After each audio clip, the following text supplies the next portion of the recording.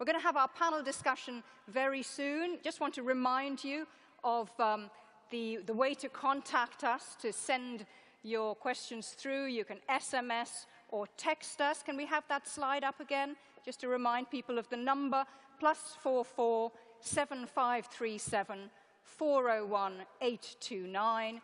You can tweet us. The hashtag is AskPlanet. And if you're watching us on the live web stream, do go to the little box at the bottom of the page and send in your questions. This is a democratic process. We don't mind how the questions come in. I'm going to put them to our panelists. So our next discussion is going to be with a visionary twist, inspired in part by what Lord Giddens was saying. Let's come up with a utopian realist vision. So with that in mind, I'd like you to welcome our eminent panelists. We have Sir John Beddington, the UK's Chief Scientific Officer. Welcome, Sir John. Glad to have you with us. From Brazil, we have Carlos Joly, Senior Advisor on Biodiversity to the Ministry of Science. Do come and take your seat. From Shell, we have a Senior Scenario Planner from the Scenario Planning team, Martin Haigh. From Austria, Professor Jill Jaeger from the Sustainable Europe Research Institute.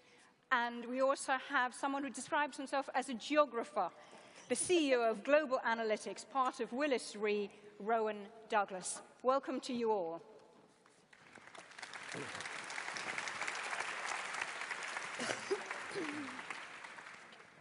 So, we have been looking in some detail at where we are now.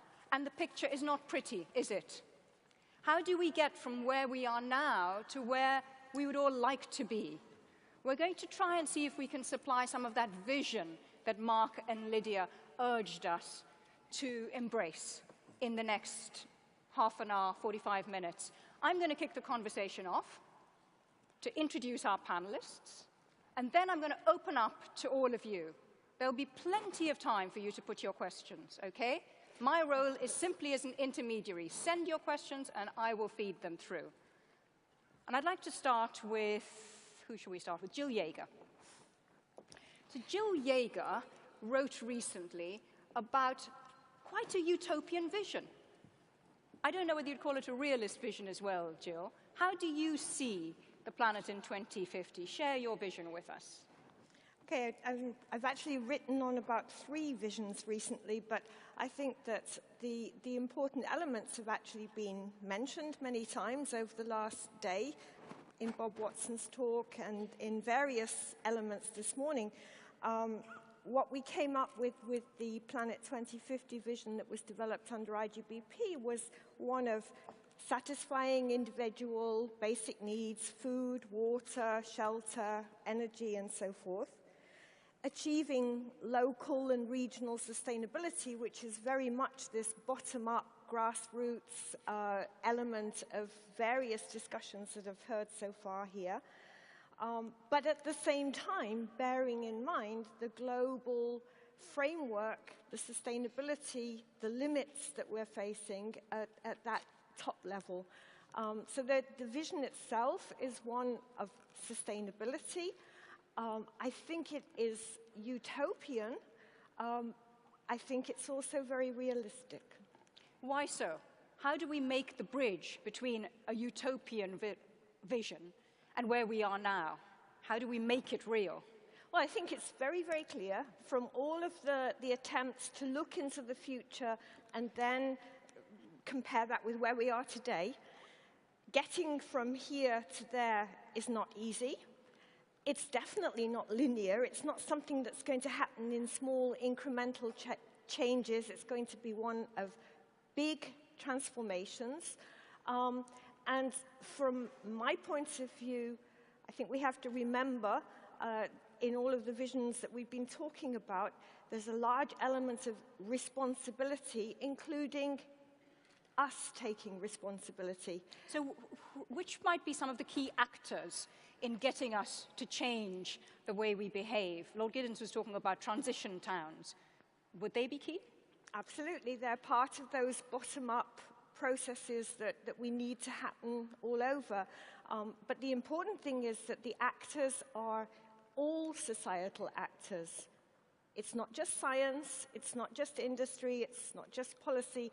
We've got to set up processes like the transition towns, but lots of other examples that we have, processes of dialogue within society that talk about what's the problem, what's our vision, what can we do, experiment with what we can do, find out that some things don't work, but be prepared to evaluate and learn and keep going at it.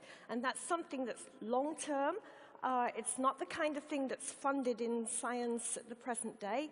And so we need to make big changes, not only in the way that we engage with all of those other societal actors, but in the way that we organize our research and education community. So tell us a bit more about that, finally.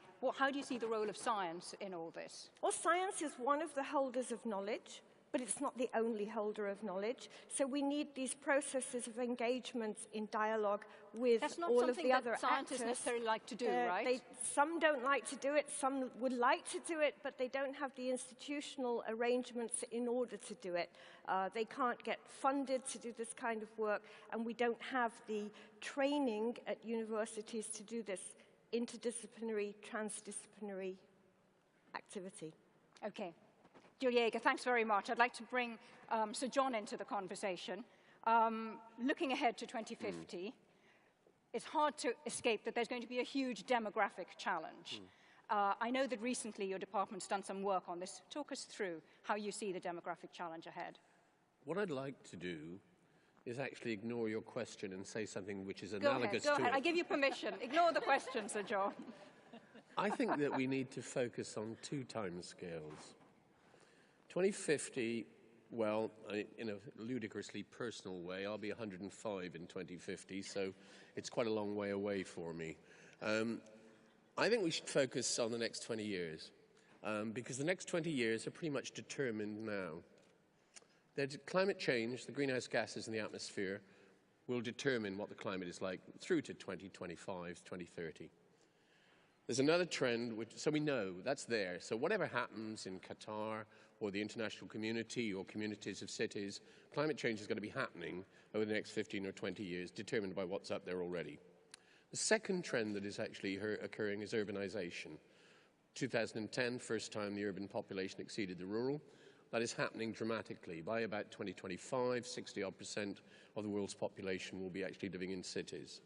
Again, pretty much inexorable. And finally, the population which you mentioned, we're going to, last year in October, we had 1 billion people, 7 billion on the planet. By 2025, there'll be another 1 billion.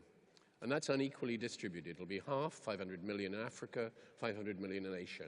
Put those trends together with the other trend that actually the world, by and large, is getting moderately more prosperous, so that lifestyles are changing and those demands are there. So that between now and 2025, there are going to be massive changes which we need to actually think about addressing in the short term. We need to be thinking about how we deal with those. How are we going to generate an infrastructure to feed 500 million and provide water and sanitation for 500 million Africans in the next 13 years or so, which will be living in those extra 1,000 cities in Africa? Big question. Got to be done now. Now, that's not, and we have similar and analogous questions over the next 20 years.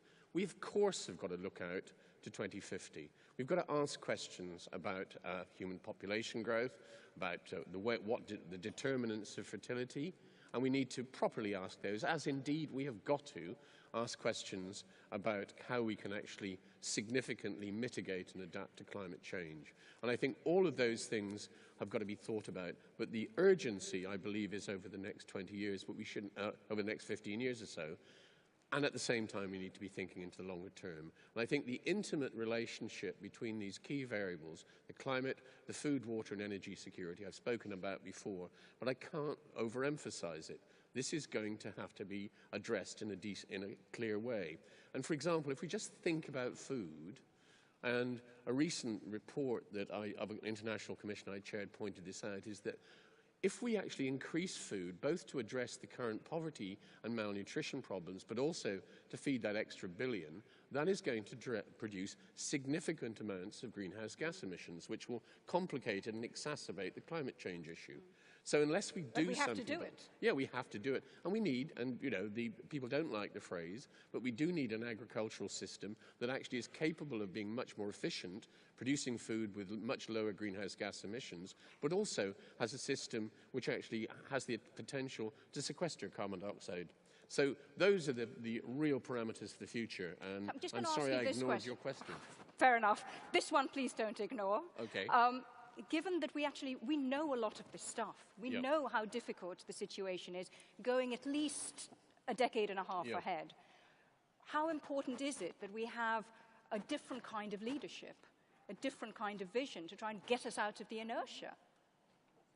I think that it's enormously important. Normally when I get asked a question like that, I weasel my way out of it and say I'm the chief scientific advisor. I can't answer it. But you're quite right. I think that I was disappointed in Durban that there was the potential to actually bring agriculture way up the agenda on the climate change discussions was missed. There are discussions, and hopefully that will improve. So I think there's real potential there. But I think we actually need to be thinking about a leadership which recognises that the urgency of some of these actions, particularly on food and water, but obviously on climate change. How do you get a new, different kind of leadership? Lord Giddens' interesting suggestion that, in a sense, it's going to be done at the nation-state level. Interesting, that may well be the case for climate change. I'm less certain it will be for food and water. Okay. I'm sure you've got lots of questions for Sir John and for Jill Jaeger. Do send them in to me. I've picked up a few, but not quite enough. So please do keep sending in your questions. Meantime, I'm going to introduce you to Martin Haigh from Shell. You're a scenario planner. You look at energy modelling, I understand. Yes, I look after the energy modelling in the scenarios team. There's a range of disciplines that we have. Okay, so how do you see energy consumption? How do you see fossil fuel consumption looking out over the next decades to come? Okay. It's very difficult, I think, to paint a picture for 2050 that doesn't have higher energy use in the world.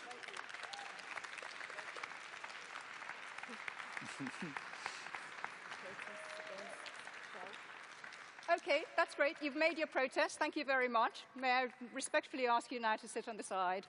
Thank you very much.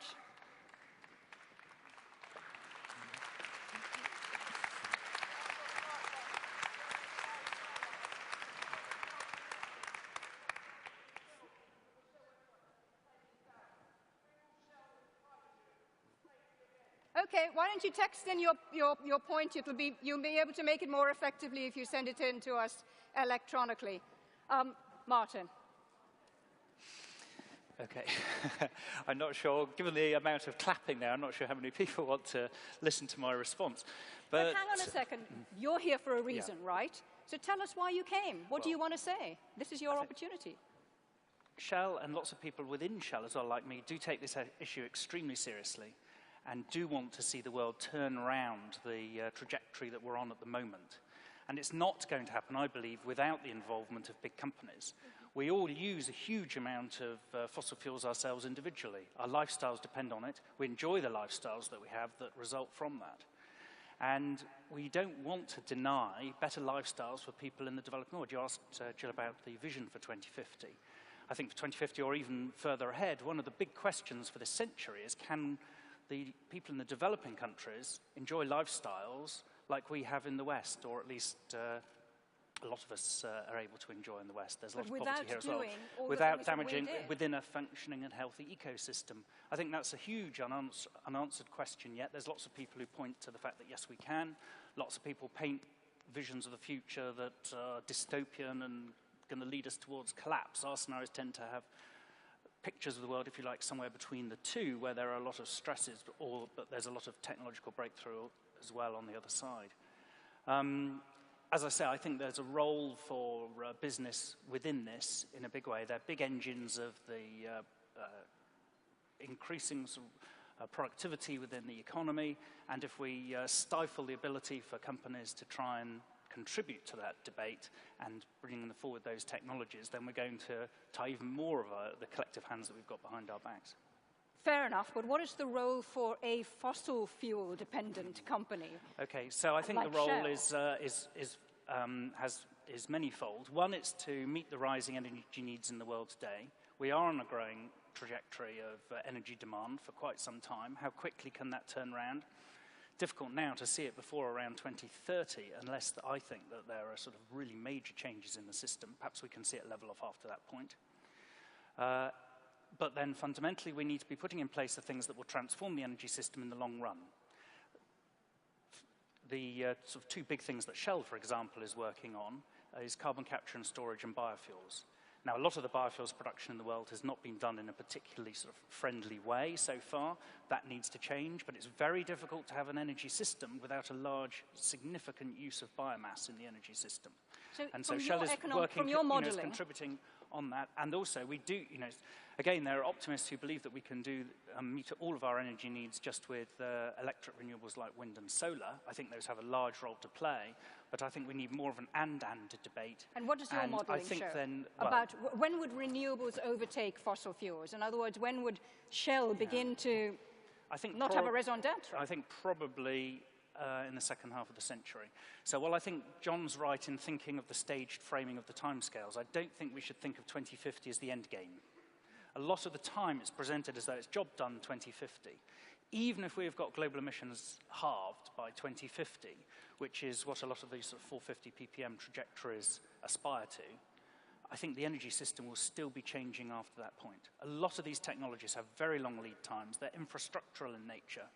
And I think we need to be thinking of things that will actually, and working on the R&D, if you like, for the options that will give us ability to, if you like, have negative emissions in the long run, to do some of the, as the previous speaker said, sort of gardening to clean up some of the damage that we've created. And sort of transforming the farming, as John has talked about with carbon capture in farming and land use, and also carbon capture on biomass probably for in the energy system, probably both going to be needed, I think. Okay, well, I'm sure you're going to have lots of questions about how effective carbon capture and storage is likely to be, whether we're pinning too much hope on it. Save them up and do send them in to me. Martin, thank you for now.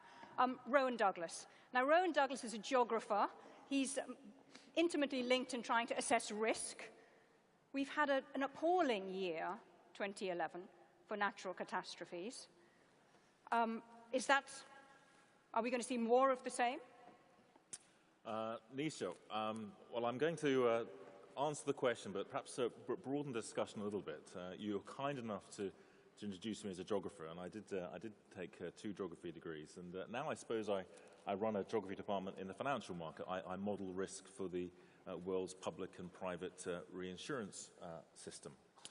And I'm going to talk a little bit about transmission systems and how we are going to make the science that's being described and discussed here over the next 3 or 4 days have increasing influence. And I'm quite positive for some of the means of transmission.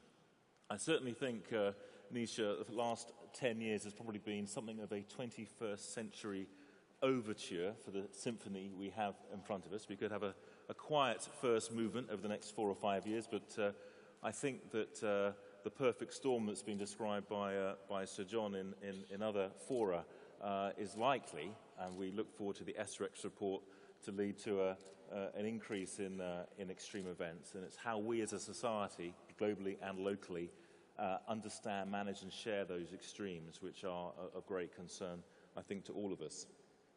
But to be a bit visionary, I'm going to take the audience back, many of whom have come from all over the world to be here in the UK this week.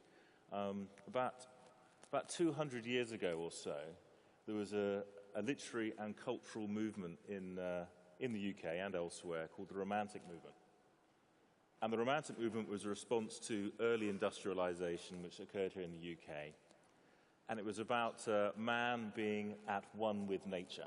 And it was a concern that somehow we were becoming disconnected from nature.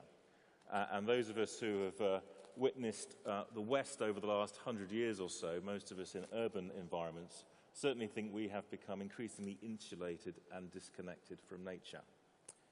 I think that's about to change. I think that's about to change quite fundamentally, and not because many of us are going to be affected by extreme events or direct stresses.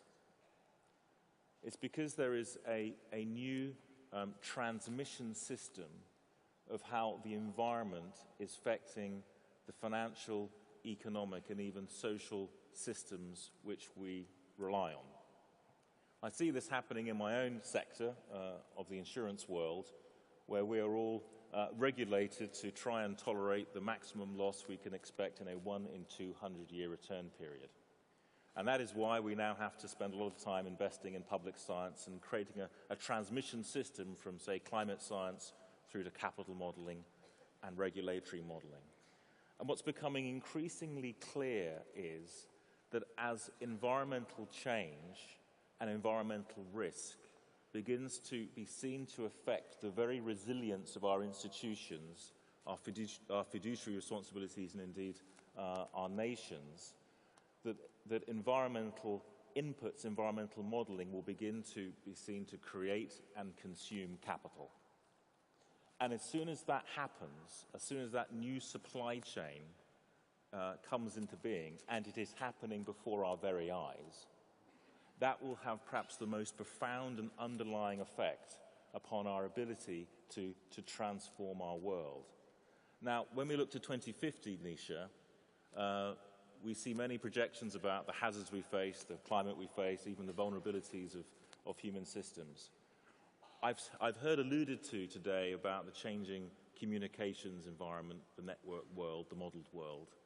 This is going to become absolutely fundamental to how we respond and adapt and how we behave. And I'm sure that as events like this proceed in the coming years, this and the communities that it represents will become more and more integrated.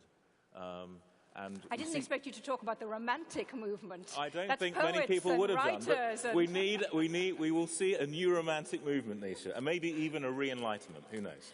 Okay, well, I'm sure you'll be asking him more about that. Is it down to the poets? Is it down to the artists to save us? Save up your questions for Rowan. Before I open up the floor, I must just introduce you to Carlos Joly, who's come from Brazil. We haven't spoken a great deal about the Earth Summit, which is only 2 or 3 months away. What are your hopes for Rio +20, Carlos? Well, Nisha, I have a very difficult task of talking about biodiversity, and as Sandra Diaz has shown, the biodiversity crisis is in a very dangerous state. We don't know where the tipping points are, but we are losing species in a very fast and unprecedented way. I come from a country that hosts most part of the species in the world, and obviously this is a very important issue for us. And this is an issue that we think that are not being well looked at in the Rio +20. We think that we have in Rio the possibility of changing the course of humankind and Earth, changing the way that we will use our resources for the future.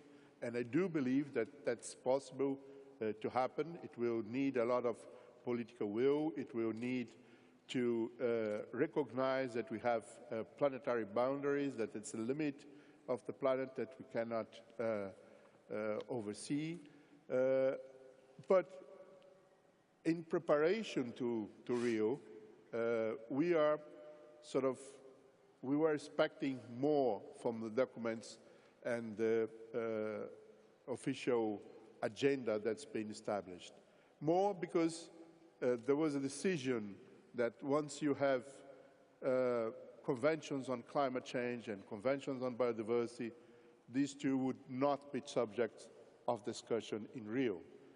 But that Rio would be looking at the 3 pillars of sustainability, but climate and biodiversity are issues where you don't have an environment, you won't have a social, and you won't have an economical pillar if you don't have those problems solved. And what has been presented so far for Rio is not enough. I mean, it's very little has been said about these two major problems.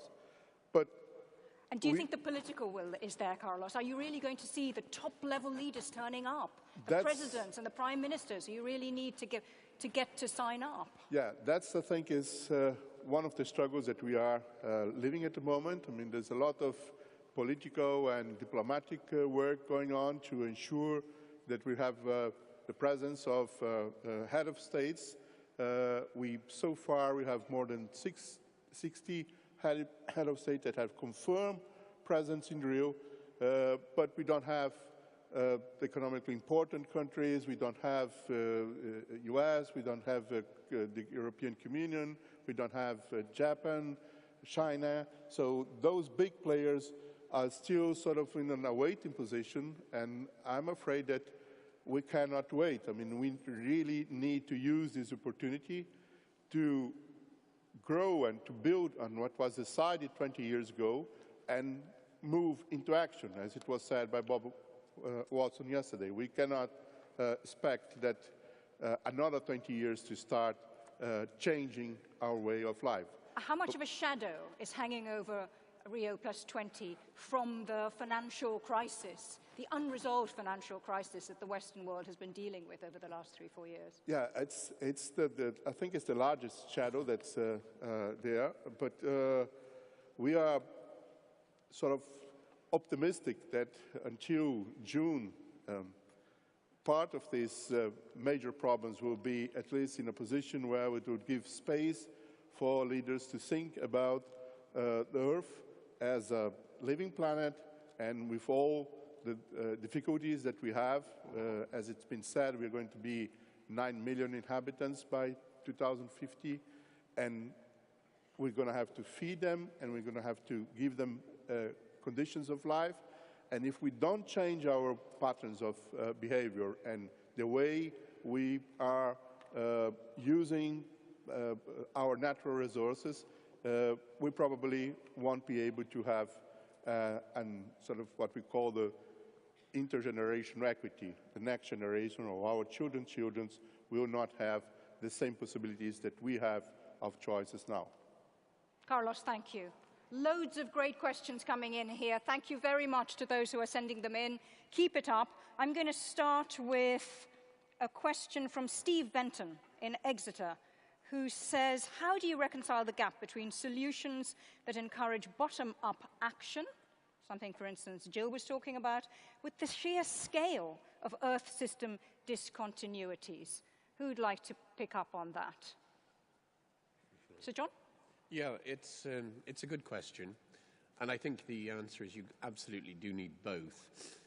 Let's just think about about Africa and the small-scale farming in Africa, where there is the most enormous potential to increase yields, not with high-tech inputs, but by simple provision of infrastructure, microfinance, and so on, where you could look at yields going up by probably a factor of 3 or 4 with relatively modest interventions. And that, of course, could be dramatic. It would be dramatic in terms of of rural poverty, but it's also dramatic in terms of driving the change in the economy.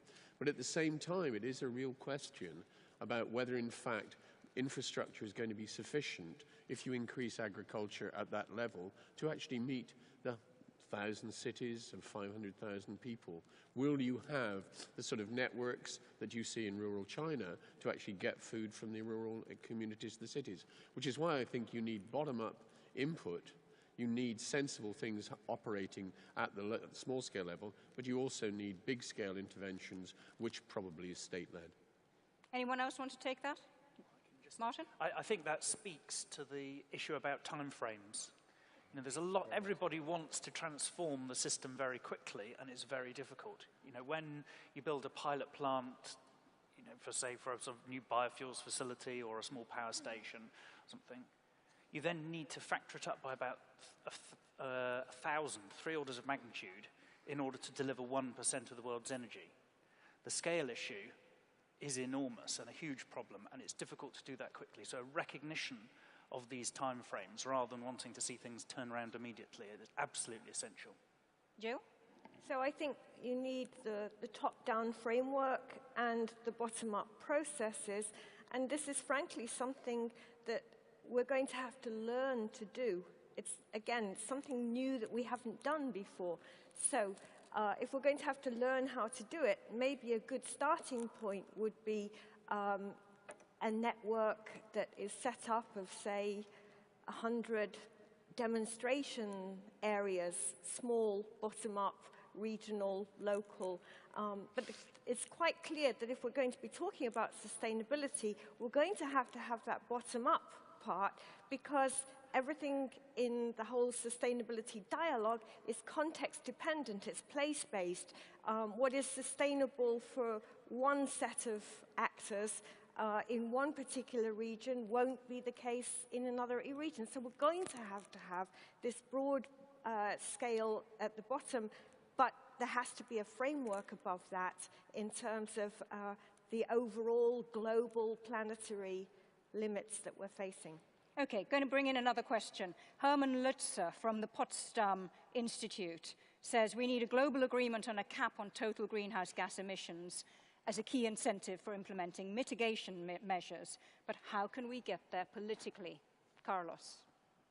Well, I think that's one of the big problems, because we, in '92, when we signed a climate change convention, there was enough knowledge there to show the problems of increasing greenhouses effect. And we decided that we had a convention, and the convention would establish an agenda and targets, and it didn't happen.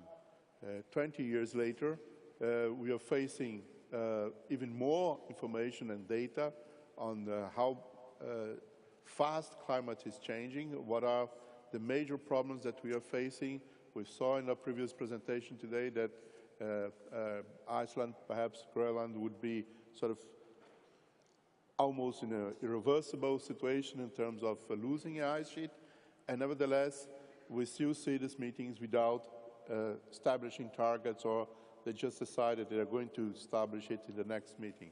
I hope that in Rio, though we have the convention, they do establish a very specific agenda for climate change, for biodiversity, for desertification, for all these conventions. Otherwise, I don't think we're going to have another opportunity. Thanks very much there, Carlos. We've got a very different kind of question now, not at the level of political will, but about all of us, from Professor Shamsher Ali in Bangladesh, who says reducing the pressure on the planet Earth is basically a matter of changing lifestyles. People of developing countries want to better their lifestyles, which can happen in view of the limited resources of the planet if people in developed countries simplify their lifestyles. What can conferences of this sort do to make changes in lifestyles happen? And I'm going to put that very difficult question to you, Rowan, as you were talking about a change in the zeitgeist almost earlier. It's extremely challenging. It's about,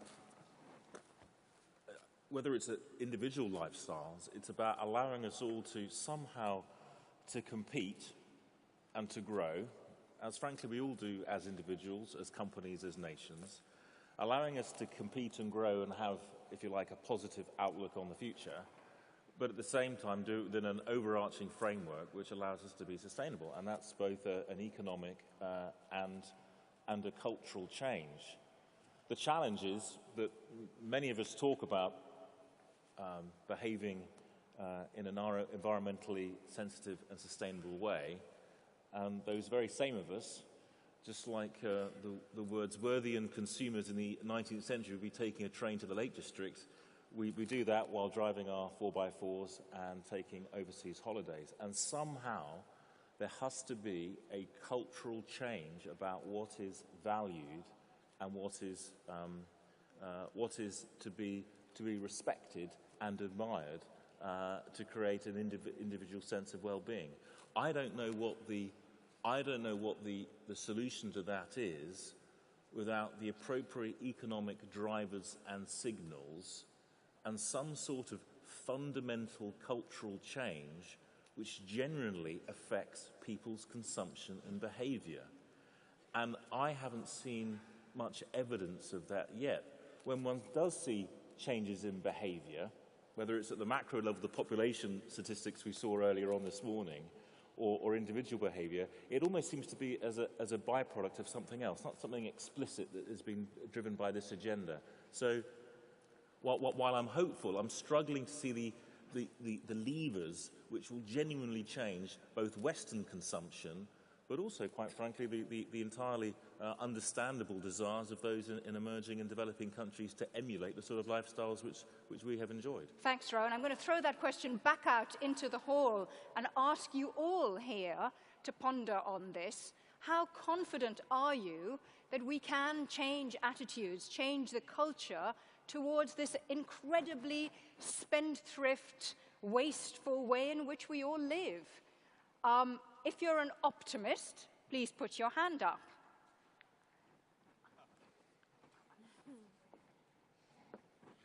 Peering into the dark. I don't think there are many optimists in the hall somehow. There's quite a few. Yes, there are, says some group in the... Oh, the young kids are saying they're optimists, I think. Let's hope for their sake there are. Okay, so I'm flipping the other way. If you are really rather worried and pessimistic about our ability to change our wasteful ways, having tasted of the fruits of Eden, put your hand up. I hate to say it, I think that the pessimists are in the majority over here. So what can we do now to change their minds? Okay, there are lots of questions that have come in about the role of business in all this. From Andrew Cassie, from, I've lost a question here earlier up. Hang on a second. From Peter Roderick. Should corporations have a legal duty to further the public good, which trumps the duty to make profits for shareholders? Can that somehow change the dynamic? And who should I put that question to? Maybe Martin, but not just to Martin, sure. Because this is a bigger issue. I think, well, you've got to tap into the incentives that work for all the players, haven't you? And so, you know, the classic for a company like Shell would be if there was a sort of global price on carbon that would transform the incentives for a company like Shell to invest in these sorts of things. If there's not that there, it's very difficult to do because the company would lose its competitive position against others and you wouldn't solve the problem anyway.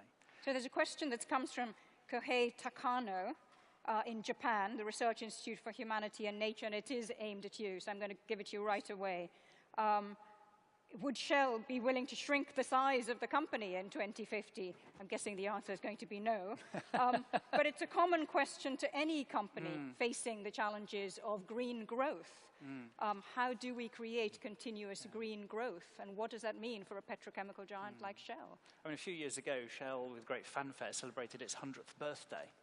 And that did stimulate a bit of debate on this issue about what is it that creates longevity in companies and what are the preconditions. Lots of the biggest companies in the world now, like Apple and Google and so on, have come from almost nothing in 20 years.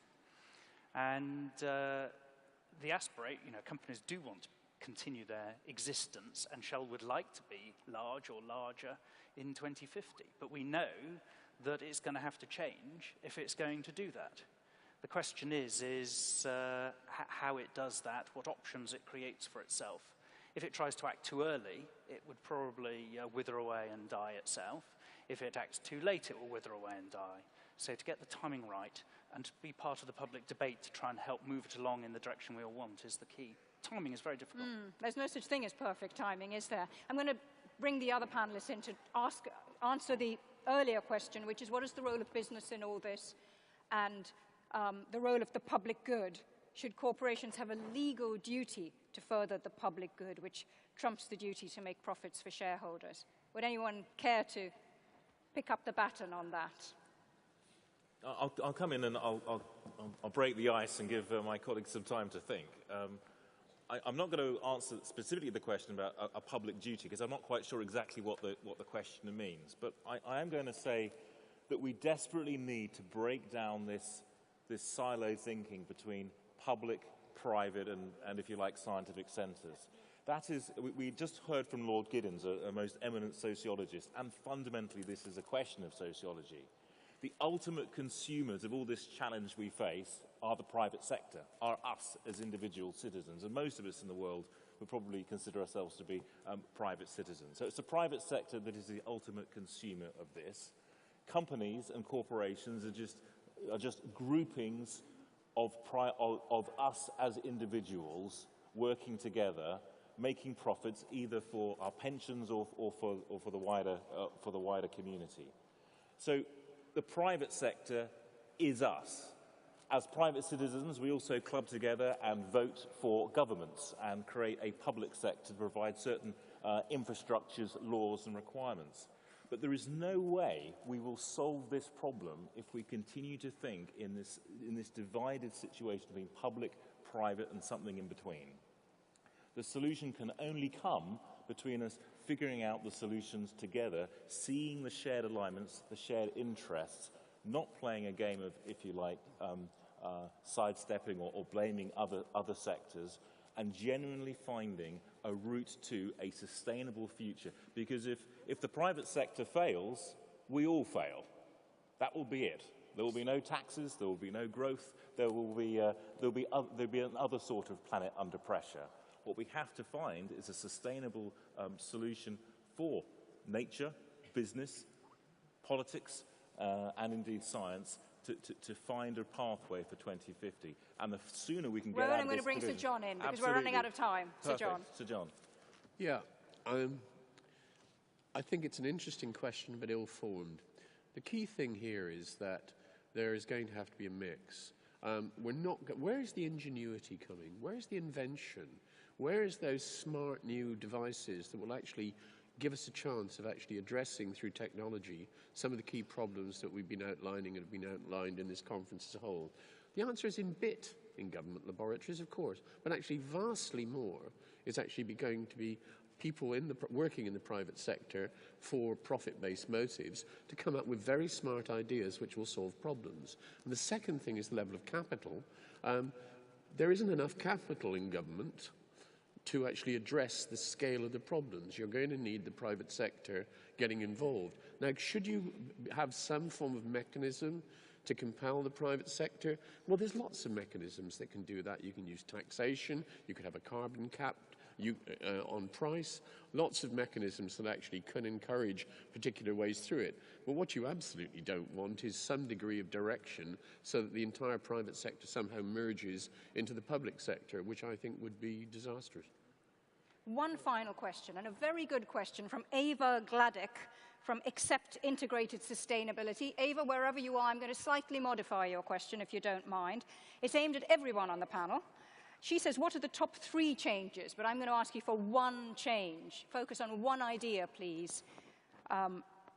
What is your top 1 change, be it biophysical or socioeconomic, that you believe needs to take place in the next 5 years, asks Ava, to achieve the necessary progress towards global sustainability?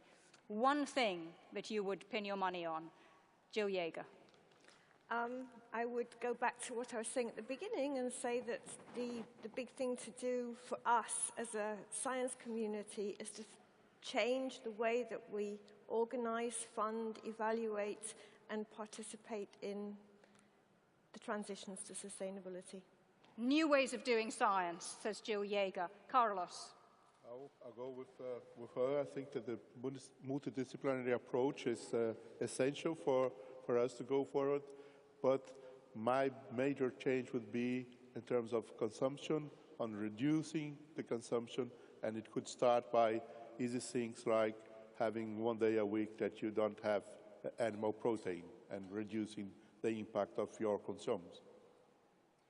Thank you.